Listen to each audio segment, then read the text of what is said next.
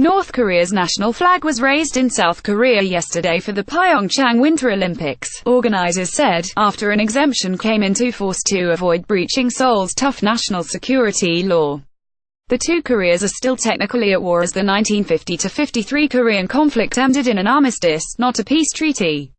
Under South Korea's security legislation, praise for the North is illegal, punishable by up to 7 years in prison, and displaying North Korea's red, white and blue flag is considered a violation.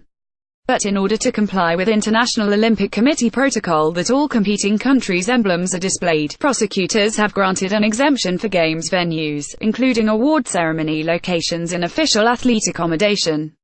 The exemption came into force yesterday with the official opening of the athletes' village, where the North's flag was duly raised, a day after all the others went up.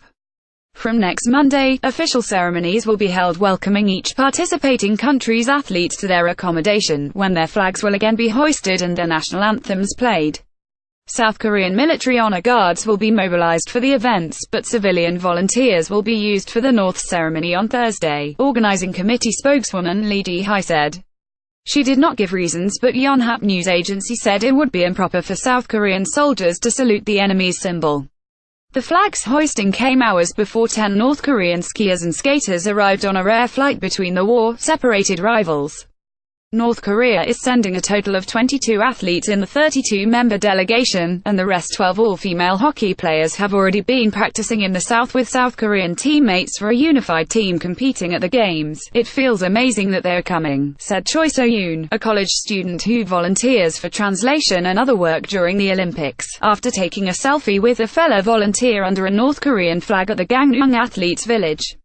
I thought only high-level officials in South Korea could see a North Korean in person, but I think I can see them here, so I'm excited. Another volunteer, Choi Sang-young, said he hopes the Games will help ease tension between the rivals and lead them toward a peaceful and good direction. South Korea is preparing to host hundreds of other North Koreans during the Games, including a 230-member cheering group and a 140-strong art troupe will arrive next week. The Koreas have agreed to jointly march under a single unification flag during the opening ceremony. The North's flag was first hoisted in the South in 2003 when it sent athletes to the Daegu Universiade, and was run up at the 2005 Asian Athletics Championships and 2014 Asian Games, both in Incheon. It was also on display at a women's ice hockey match between the two Koreas last year in Gangneung.